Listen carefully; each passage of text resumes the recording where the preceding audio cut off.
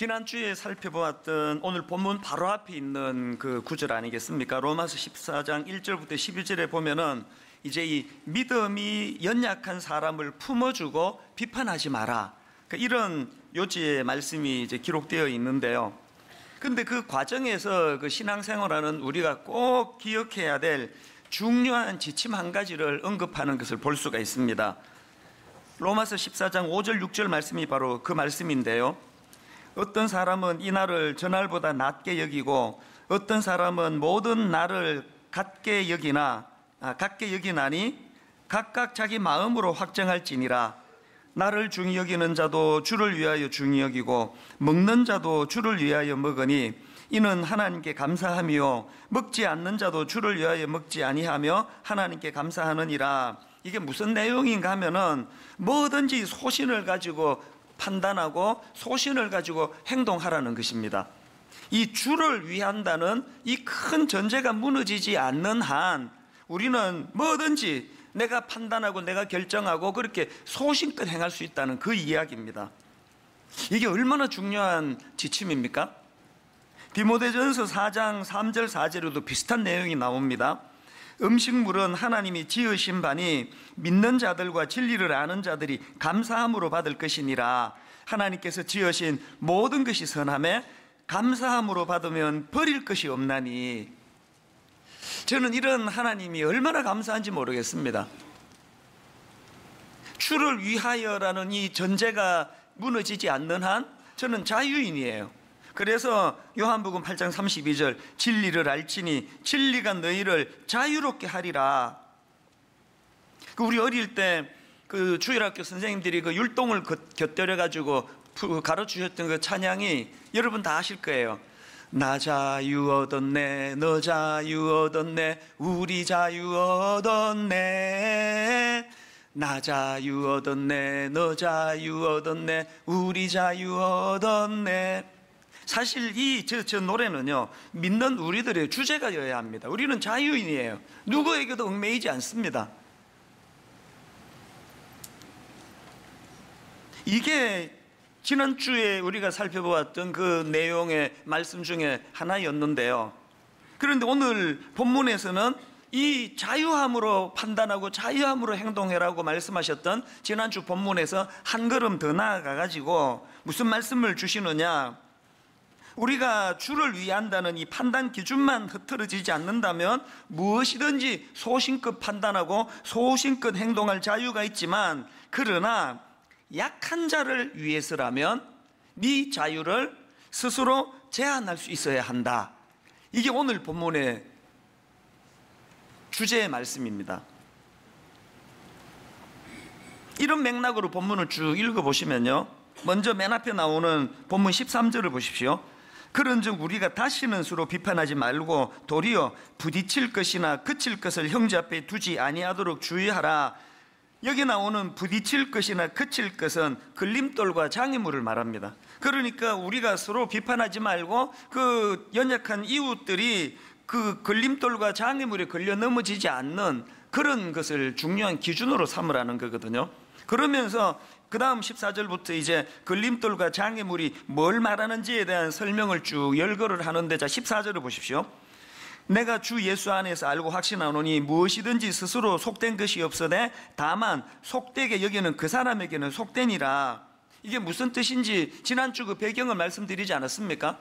지금 로마 교회는 두 그룹으로 구성이 되어 있는데 하나는 유대인이고 하나는 이방인이에요. 이방인 출신인 그리스도인에게는 뭘 먹든지 거리낌이 없습니다. 그러나 어릴 때부터 유대교 이거는 먹어도 된다, 이거는 먹으면 안 된다, 이런 엄한 규율 속에 자라왔던 그 유대교 출신의 신앙인들은 예수님을 믿고도 오랜 그 음식에 대한 이 기준을 한 번에 깨기가 어려운 거예요. 그런 사람한테는 이게 또 걸림돌이 될 수 있다는 겁니다. 그렇기 때문에 그 다음 15절 16절입니다. 만일 음식으로 말미암아 내 형제가 근심하게 되면 이는 내가 사랑으로 행하지 아니함이라. 그리스도께서 대신하여 죽으신 형제를 내 음식으로 망하게 하지 말라. 그러므로 너희의 선한 것이 비방을 받지 않게 하라. 무슨 말입니까? 나는 그 음식을 먹는 게 하나도 그리낄 게 없지만, 자유라고 생각하지만, 그러나 이것이 믿음 약한 상대방에게 이게 시험거리가 된다면 나는 안 먹겠다는 거예요. 먹으면 안 된다는 겁니다. 비슷한 말씀이 고린도전서 8장 9절에도 나옵니다.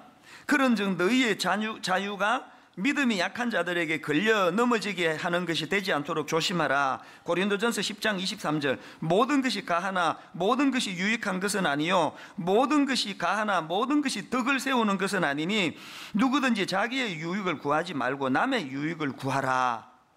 이 지침을 하시겠습니까? 그래서 바울은 참 놀라운 선포를 합니다. 비장한 각오를 가지고 무슨 선포를 하느냐? 고린도전서 8장 13절을 보십시오. 그러므로 만일 음식이 내 형제를 실족하게 한다면 나는 영원히 고기를 먹지 아니하여 내 형제를 실족하지 않게 하리라. 이게 얼마나 아름다운 고백입니까? 바울은 나는 자유인이라, 나는 뭐든지 거리낌없이 먹을 수 있다. 그러나 이것 때문에 상처받고 실족하는 연약한 이웃이 있다면 나는 영원히 고기를 안 먹을 자신이 있다.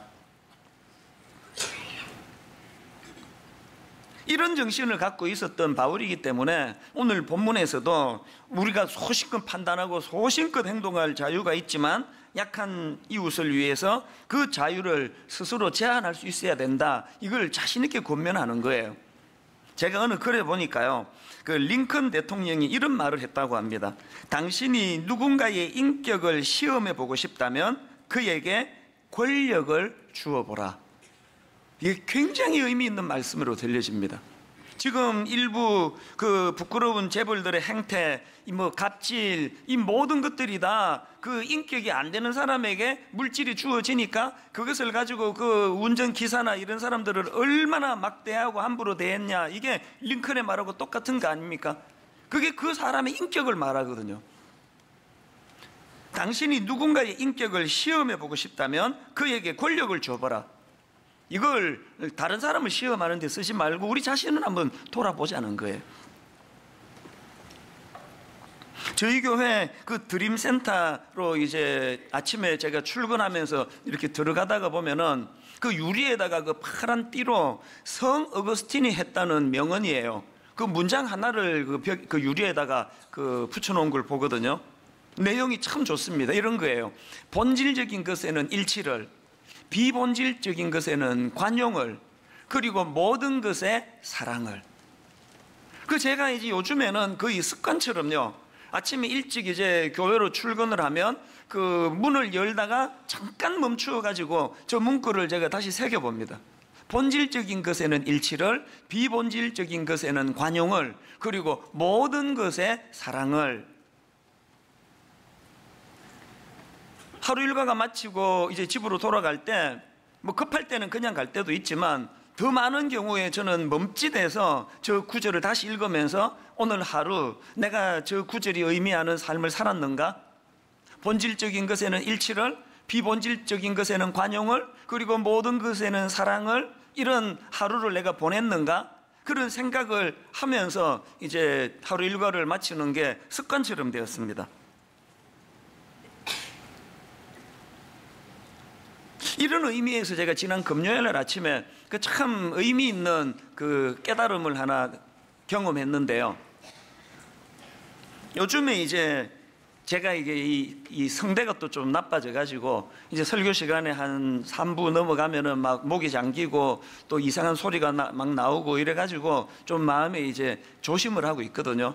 근데 이제 지난 금요일 아침인데요, 저는 요즘에 이제 더워지면서 아침에 이제 출근해가지고 그 냉커피 한 잔을 마시는 그게 굉장한 아침의 삶의 기쁨이 됐습니다. 그래서 어떨 때는 막 이 냉커피 마실 생각을 하면은 너무 막 설레이고 그래요. 한동안에 이제 이걸 끊었다가 그 얼음 동동 띄워가지고 이 커피를 마시는 이거를 내가 끊을 수가 없어서 다시 이제 하루에 딱 한 잔씩 제가 이제 커피를 마시는데요. 누가 그러시더라고요. 그 커피에 카페인이 들어있어 가지고 그게 이 성대에 목에 이게 안 좋다는 거예요. 목을 건조하게 만든다는 거예요. 금요일 아침에 제가 딱 출근해 가지고 그 냉커피를 마시려고 하는 순간에 그 생각이 떠올랐던 거예요. 이틀 남았는데 설교하려면 이 성대에 안 좋다는데, 그래서 오늘은 내가 커피를 참아봐야 되겠다. 그래서 안 마시기로 한 거예요. 야, 여러분, 이게요, 별로 뭐 생각이 안 나서 안 마시는 거고요, 이 지금 마시고 싶은데 참는 거, 이게 뭐 차원이 다르더라고요. 좀 부끄러운 얘기인데 막 오전 내내 그 커피가 들어있는 유리컵 속에 있는 얼음 동동 떠 있는 그게 눈에 아른아른거리고요, 그 향기가 막 코에 막 와닿는 것 같아요. 차라리 그냥 마셔버리고 내가 이런 생각하지 말까? 그런 유혹도 있었습니다. 근데 대견하게도 금요일 어제 이틀 일절 커피 안 마시고 참았거든요. 오늘 이 설교를 위해서. 그런데 여러분 한번 생각을 해보세요. 제 몸을 이루고 있는 이 백체 중에서요, 커피를 다 필요로 하는 거예요. 아침에 일어나가지고 그 카페인이든 커피 한 잔을 마시면 이제 생체 리듬이 활력을 되찾기 때문에 커피가 도움이 돼요. 그리고 말씀을 묵상하고 또 설교를 준비하려고 하려면 그 커피 한 잔 마시면 그 각성 효과가 있어가지고 정신을 맑게 해주는 게 사실이에요. 그러니까 내 모든 지체가 다 지금 커피를, 달달한 커피를 원하는데, 딱 하나, 이 백체 중에 요 몇 센치 되지도 않는 이 성대가 이 커피에 별로 도움이 안 된다고 하니까 나머지 모든 지체들이 다 참아내야 되는 거예요. 이를 악물고 참아내야 되는 거예요. 제가 금요일날 깨달은 게 뭐겠습니까? 교회를 인간의 몸에다가 보통 비유하지 않습니까? 오늘 우리 교회가 이렇게 다양한 사람들, 또 다양한 기호를 가진 분들의 배경을 가진 분들로 구성이 되어 있지만, 여러분, 우리가 연약한 한 이웃을 위해서 나는 그리스도 안에서 난 자유인이다, 난 뭐든지 난 그리낌없이 다 할 수 있다. 그러나 바울이 고백했던 것처럼 연약한 이웃을 위해서라면 나는 내 자유를 제한할 수 있다. 나는 평생 고기를 먹지 않을 수 있다. 이런 것들이 오늘 우리 신앙생활하는 우리들에게 좀 느슨해져 있지 않은 건가, 그런 생각을 하게 되는 겁니다. 그렇기 때문에 저는 오늘 본문의 말씀이 느슨해졌던 저희들 다시 한번 각성하고, 우리도 바울처럼 우리 연약한 이웃을 배려하고 그들을 위해서 절제할 수 있는 이런 정신이 좀 회복됐으면 좋겠습니다. 그리고 그 일이 가능하기 위하여 꼭 기억해야 될 이 본문 15절 말씀을 늘 마음으로 되뇌이면 좋겠습니다. 15절에 어떤 말씀이 있습니까? 만일 음식으로 말미암아 내 형제가 근심하게 되면 이는 내가 사랑으로 행하지 아니함이라. 그리스도께서 대신하여 죽으신 형제를 내 음식으로 망하게 하지 말라. 무슨 뜻입니까? 그 사람이 어떤 행동을 하고 어떤 생각을 하고 하는 것보다 더 본질적으로 그 존재 자체가 예수 그리스도의 십자가로 구원받은 존귀한 존재라는 인식으로 상대방을 보는 훈련을 하라는 거예요. 죄성을 가진 우리는 이게 참 안 됩니다. 우리는 그 상대방에 대하여 자꾸 판단을 해요. 외모는 어떻고, 그 사람이 가진 배경은 어떻고, 또 심지어는 그 사람이 지금 나하고 같은 생각인가? 내가 모든 걸 자유롭게 먹듯이 이 사람도 그런 사람인가? 아니면 이 사람은 나와 생각이 달라 또 가려서 먹는 사람인가? 이 걸핏하면은 이 편가르기를 좋아하는 이 죄성, 거기다가 또 우리나라는 이게 참 가슴이 아파요. 어떻게 그렇게 네 편 내 편 이런 거를 그 어릴 때부터 좀 경쟁 구도에서 자라서 그런 것 같아요. 그럼 뭐 월드컵 이걸 뭐 전쟁 치르듯 보는 나라가 우리나라 말고 또 있을까요? 오늘 그 새벽 12시에 이제 또 마침 또 축구를 한다 그래서 저야 당연히 설교 준비를 하고 설교에 초점이 있으니까 갈등 없이 저는 한 10시 전으로 잤거든요.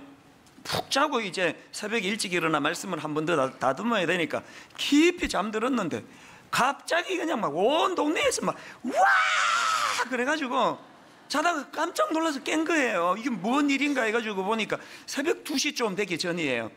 온 동네에서 소리를 질러대가지고 보니까 이제 그 축구를 보다가 한 골을 넣었나 봐요. 그래서 내가 잠이 깨가지고 이게 자다가 막 이게 이게 뭐 전쟁이 났나 이게. 그 마루에 가보니까 우리 가족들도 숨 죽이고 보고 있더라고요. 이 또 깰까봐 이제 막 크게는 못하고. 그래서 잠깐 이제 끝에 뭐고 한 2, 3분 마지막에 이제 그 축구를 같이 봤더니 막 하여튼 우리 고3 아들이 뭐 수능은 언제 보는지 관심도 없고 막 흥분해가지고 방방 뜨면서 막 그 막 페널티킥만 안 줬으면 그러면 뭔 소리인지는 모르겠는데 막 계속 그런 이야기를 하면서 보더라고요. 그리고 나서 이제 그 축구 다 끝나고 나서 인터뷰하는데 그 고맙게도 마지막에 한 골 넣은 그 고마운 선수가 그냥 울먹울먹하면서 죄송합니다, 죄송합니다. 근데 그걸 보니까 이상한 거예요. 여러분, 우리나라 국민들이 사실은 야구를 더 좋아하고 축구를 잘 안 보기 때문에 국내 리그에는 뭐 손님 텅텅 비고 그러니까 당연히 선수 육성이 잘 안 되고 그렇게 그 열악한 상황에서도 월드컵 본선까지 간 것만 해도 이건 대박 아닙니까? 그러면 좀 이렇게 즐기면서 즐겁게 보면은 좋은데 막 너무 우리는 이런 승부욕이 강해가지고 이거 뭐 온 아파트 그 밤에 새벽 2시에 잠도 안 자고 막 거의 뭐 전쟁 치르듯이 그렇게 보는 것 자체가 이게 저는 좀 이상하게 보여요, 그게. 그리고 왜 그렇게 그냥 막 죽을 힘을 다해서 뛴 선수들이 그렇게 울고 막 우울하고 죄인처럼 왜 그래야만 됩니까?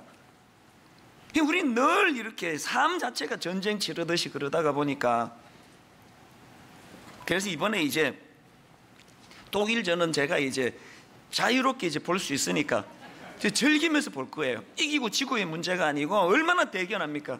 이런 열악한 상황에서 그 독일하고 그 붙을 수 있는 그런 기회까지 주어졌다는 게 중국은 저렇게 숫자가 많은데 예선에서 탈락했는데 우리는 자꾸 또 이제 그걸 보면서 일본은 이겼다고 막 그러면서 그 일본이 이긴 거하고 우리가 무슨 상관입니까? 자꾸 매사가 이런 식으로 그 대결 구도로 살아가다가 보니 자꾸 이게 습관이 돼가지고요. 그 사람을 한 인격으로 대하기보다는 저 사람 내 편인가 아닌가. 그래서 출신이 어디야? 이념적으로 지금 그 나랑 같은 거야 아니야? 이런 경직을 내려놓기 위해서는 어떻게 해야 된다고요? 15절 그리스도께서 대신하여 죽으신 형제를 내 음식으로 망하게 하지 마라. 그런 어떤 겉으로 보여지는 이런 거를 뛰어넘어 그 존재 자체가 주님이 너무너무 귀하게 여기셔서 십자가를 통해 구원해 주신 하나님의 인격을 가진 존재라는 이런 넓은 마음으로 그를 품어야 된다는 거예요. 우리 교회에 그 주일학교에 교육전사님들이 또 청년교구에 교육전사님들이 여러 명 있잖아요. 그 젊은 신학도들이 이제 주중에는 학교에 가서 공부하고 주말에는 이제 교회를 섬기고 그러는데요. 이게 교회가 커질수록 교육전도사의 그 존재감은 점점 축소가 됩니다. 그래서 뭐 자칫하면은 전임 목사님들은 심부름을 해주고 그런 역할로 전락하기 쉬운데요. 저는 우리 교회 교육전사들에게 여러 번 강조했습니다. 네가 시간의 파트타임이지 존재의 파트타임이 아니야. 네 스스로를 그렇게 하찮게 여기면 안 된다고.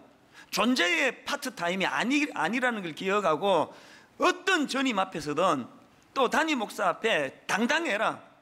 꿀리지 말고 당당하게 나가라. 자기가 자기를 인정하지 못하는데 누가 자기를 인정해 주겠냐고요. 여러분이 먼저 나는 그리스도 안에서 십자가로 구원받은 존귀한 존재고 그 긍지를 가지고 상대방을 바라볼 수 있는 이런 여유가 필요한데 우리는 너무 그 자잘한 이런 것에 제가 이 본문을 묵상하다가 옛날에 들었던 우스갯소리 하나가 떠올라가지고 혼자 많이 웃었습니다. 그 신혼부부가 있는데요. 신부는 전라도 여자고 신랑은 경상도 남자예요. 그래서 이제 전라도 여자와 경상도 남자가 결혼을 해서 이제 신혼 때 알콩달콩 잘 지내는데요. 하루는 이제 그 신부가 아내가 이제 감자를 삶아 갖고 왔습니다. 신혼 때는 이런 서비스도 제공되나 봅니다. 감자를 이렇게 삶아가지고 이제 갖고 와가지고 남편이 출출하던 김에 잘 됐다 해가지고 이제 감자를 보니까 옆에 그 자기들 습관대로 이제 소금이 있어가지고 소금을 찍어가지고 먹었더니 이게 설탕인 거예요. 소금이 아니고. 그래서 그 남편이 이렇게 불평을 했습니다. 아니 감자를 어떻게 설탕에 찍어 먹느냐고. 우리 경상도에서는 감자를 소금에 찍어 먹는다고 소금을 갖고 와. 그러면 그냥 갖다 줬으면 그날 아무 일도 안 일어났을 텐데 이제 부인이 세상에 무슨 감자를 소금에 찍어 먹습니까? 우리 전라도에서는 감자를 설탕에 찍어 먹습니다. 이래가지고 이게 이제 싸움이 된 거예요. 그 신혼 때는 원래 뭐 시간도 많고 할 일이 없고 그래가지고 이런 거 갖고 주로 싸워요. 그래서 이제 이거 갖고 막 싸우다가 이제 점점 비화가 돼가지고 당신 아버지가 말이야, 당신 이 하면 안 되는 이런 말이 오가고, 그래서 이제 이게 점점 감정을 악화시켜가지고 이것 때문에 이혼을 하게 됐다는 거예요. 이래갖고는 못 살겠다, 우리 이혼하자 그러고 이제 재판을 받으러 갔는데요. 이제 막 서로가 억울하니까 판사님 내 얘기 좀 들어보세요. 세상에 어떻게 감자를 그 설탕에 찍어 먹습니까? 아니 나는 살다 설탕에 찍어 먹는다는 데 처음 들어봤습니다. 막 싸우니까 재판장이 그거 보니까 너무 어이가 없잖아요. 그래서 한마디 했습니다. 두 사람 진짜 어이가 없네요. 감자를 어떻게 설탕이나 소금에 찍어 먹습니까? 우리 강원도에서는 감자를 고추장에 찍어 먹습니다.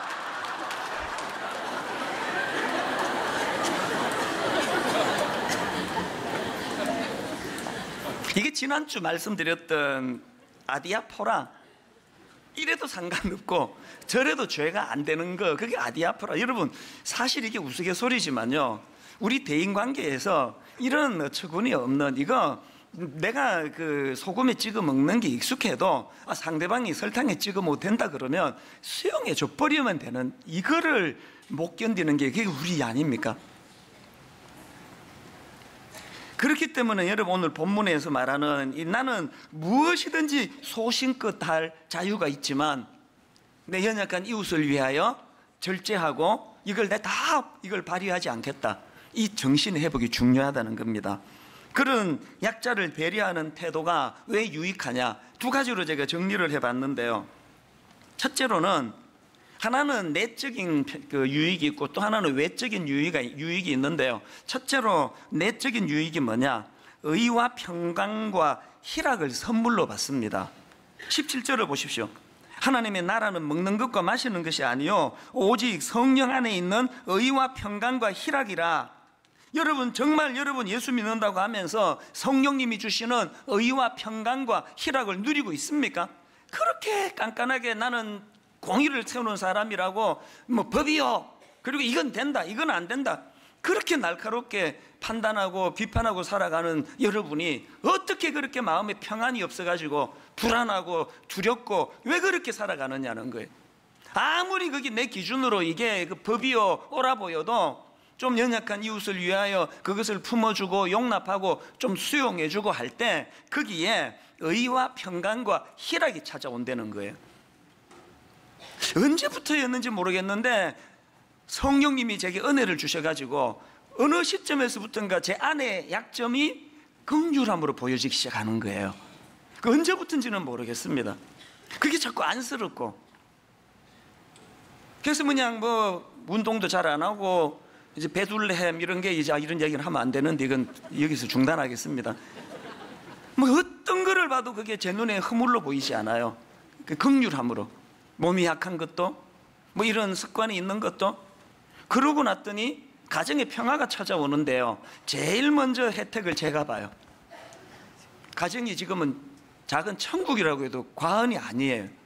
그런데 영적으로 제가 또 약해지면 이게 또 올라와요. 자꾸 또 판단하려고 그래요. 우리가 싸워야 되는 건요, 내 안에 있는 의와 평강과 희락. 그래서 여기 보니까 여기 하나님 나라는 이렇게 시작하는데요, 하나님 나라는, 여기서 말하는 하나님 나라는 하나님이 통치하는 영역이에요. 우리 가정을 하나님이 통치하는 영역이 되시면 거기에 의와 평강과 희락이 나온다는 겁니다. 우리가 오늘 본문 전체의 줄거리로 말씀을 드리자면, 예수 그리스도를 영접하고 내가 모든 그 부분에 내가 자유하지만 연약한 이웃을 위하여 내가 절제하겠노라고, 거기에 의와 평강과 희락이 선물로 주어진다는 겁니다. 제가 한 5, 6년 전만 해도요, 무슨 언론사에서 인터뷰하자 그러면 거절한 적 한 번도 없습니다. 그 좋은 일 아닙니까? 교회 목사가 일간 신문에 인터뷰를 하고 거기에 그리스도의 정신이 나오면은 그건 좋은 일이라 생각해서 한 번도 거절한 적이 없어요. 그랬는데요, 한 5, 6년 어간으로 일절 어떤 인터뷰도 이제 나가지 않습니다. 그리고 어떤 대외적인 활동 절제하고 있습니다. 왜 그런지 아십니까? 문득 성령님이 내게 그런 깨달음을 주시더라고요. 나같이 큰 교회 목사가 낄 때 안 낄 때 모르고 여기저기 설치고 다니는 이것 자체가 어떤 작은 교회 목사님에게는 이게 부담이 될 수도 있겠다. 그런 마음을 가지고 제가 이제 일절 안 하게 됐는데요. 최근에 어떤 50대 목사님이 50대 그 필자가 쓴 책이 비슷한 내용을 이야기하는 걸 봤습니다. 바로 그 얼마 전에 나온 책인데 매운 인생 달달하게, 이분이 그 저자가 50대예요. 그 책에 보니까 내려놓기의 기술 이런 파트가 있는데요. 내용이 이래요. 20대의 아름다움, 30대의 머리, 그리고 50대의 찌그러짐. 내용이 그대로의 제목이. 그 뭐냐 하니까 20대와 30대 젊은이들이 좀 더 활기를 띠고 달려갈 수 있도록 나이 들수록 찌그러져 있는 게 중요하다. 그런 요지인데 제가 정말 공감을 했습니다. 제가 큰 교회 목사이기 때문에 더 찌그러져 있어야 되겠다. 설치지 말아야 되겠다. 하나님께서 우리에게 원하시는 건 이런 정신이에요. 저와 여러분이, 교회의 중직자들이, 여러분이 그 연약한 이웃들이 더 많이 교회에서 활보할 수 있도록 이런 정신을 회복할 때 성령님은 우리에게 의와 평강과 희락을 선물로 주실 줄로 믿습니다. 그런가 하면은 두 번째로 약자를 배려하는 태도가 가져다 주는 유익이 하나 더 있는데요. 그 외적으로 뭐냐? 하나님과 사람들에게 인정을 받는다는 겁니다. 18절, 이로써 그리스도를 섬기는 자는 하나님을 기쁘시게 하며 사람에게도 칭찬을 받느니라. 사도행전 2장 그 초대교회의 성전과 부흥을 쭉 열거하고 맨 마지막에 결론을 저는 주목하는데요. 사도행전 2장 46절 47절 한번 보십시오.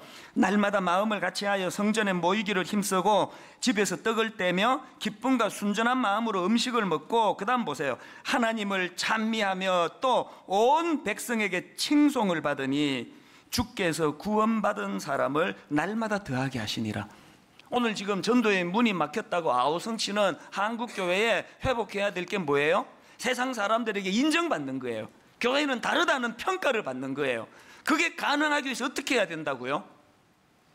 나는 자유인이에요. 난 모든 것이 가해요. 어떤 것도 난 그리끼지 않아요. 그러나 내 연약한 이웃에게 이것이 도움이 된다면 나는 내 모든 자유를 스스로 나는 제한할 수 있다. 이 정신을 회복할 때 하나님과 사람이 칭찬하는 그런 인생이, 또 그런 교회가 될 줄로 믿습니다. 결론을 맺으면서 저는 두 가지 포인트를 말씀드리고 결론을 맺으려고 하는데요. 저는 오늘 이 말씀을 준비하다가 십자가가 생각이 났습니다. 그 십자가 지시는 과정에서 마가복음 15장 3절부터 5절을 보십시오. 대제사장들이 여러 가지로 고발하는지라 빌라도가 또 물어 이르되 아무 대답도 없느냐, 그들이 얼마나 많은 것으로 너를 고발하는가 보라 하되, 예수께서 다시 아무 말씀으로도 대답하지 아니하시니 빌라도가 놀랍게 여기더라. 지금요, 십자가 지시는 예수 그리스도가 그 악한 군병들 앞에서 모든 것들에 있어서 압도하실 수 있는 분이에요. 논리적으로, 또 주님이 가지신 권세를 가지고, 또 주님이 갖고 계시는 파워로 어떤 것으로도 로마 군병을 압도하지 않을 게 하나도 없는데 그 주님께서 침묵하셨어요. 왜 그러셔야만 됐다고요? 죄로 말미암아 하나님 품을 떠나버린 우리, 세상에서 약자 중에 약자가 된 우리를 구원해 주시기 위하여 주님이 가지셔야 했던 그 절제, 이게 오늘 우리를 구원해 주시는 도구가 된 거 아닙니까? 그래서 이사야 53장 5절에 그가 찔림은 우리의 허물 때문이요 그가 상함은 우리의 죄악 때문이라. 그가 징계를 받음으로 우리는 평화를 누리고 그가 채찍에 맞음으로 우리는 나음을 받았도다. 오늘 이 말씀이 구현되기 위해서는 그리스도의 십자가를 묵상하라는 거예요. 그리고 또 한 가지, 13절을 다시 보시겠습니까? 그런즉 우리가 다시는 서로 비판하지 말고 도리어 부딪힐 것이나 그칠 것을 형제 앞에 두지 아니하도록 주의하라. 여기 나와 있는 주의하라는 단어는 결심하라는 뜻인데요, 이게 참 재밌는 게 뭐냐 하면 원어로 보면은 저 앞에 나와 있는 서로 비판하지 말고 할 때 비판하다, 또 맨 끝에 주의하다, 이게 같은 단어예요. 바울이 지금 워드 플레이 하듯이 여기 나와 있는 두 단어가 다 원어로는 크리네인이라는 단어인데요, 이 단어는 정죄하다, 심판하다, 결심하다 이런 뜻을 가지고 있는 단어인데, 워드 플레이 하듯이 지금 바울이 이 단어를 가지고 강조하는 게 뭐예요? 서로를 비판하는, 정죄하는 마음을 내려놓고 그 자리에, 같은 단어니까 그 자리에 연약한 이웃을 품어주려고 결심하고 결단해라. 걸림돌이 되지 않도록 결단해라. 13절 읽고 말씀을 마무리하려고 합니다. 그런즉 우리가 다시는 서로 비판하지 말고 도리어 부딪힐 것이나 그칠 것을 형제 앞에 두지 아니하도록 주의하라. 세 번역으로, 그러므로 이제부터는 서로 남을 심판하지 마십시다. 형제 자매 앞에 장애물이나 걸림돌을 놓지 않겠다고 결심하십시오. 이 말씀이 이번 한 주간 우리 삶에 실천하고자 몸부림치는 하나님의 메시지가 되기를 주님 이름으로 축복합니다. 우리 주 예수 그리스도의 은혜와 하나님 아버지의 다함없는 사랑과 성령님의 감동, 감화, 위로교통 충만하심의 역사가 오늘 주신 말씀 마음에 담고 이 말씀대로 살아내려고 애쓰며 실천하려고 몸부림치는 주의 자녀들 머리 위에 지금부터 영원토록 함께 하시기를 간절히 축원하옵나이다. 아멘.